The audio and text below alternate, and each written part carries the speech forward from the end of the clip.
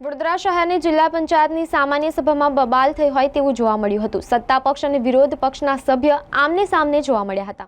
વડોદરા જિલ્લા પંચાયતની સામાન્ય સભામાં બબાલ થઈ હતી। વિરોધ પક્ષના સભ્ય એમઆઈ પટેલ અને કમલેશ પટેલ સામાન્ય સભામાં પ્રશ્નો વચ્ચે મગજમારી થઈ હતી।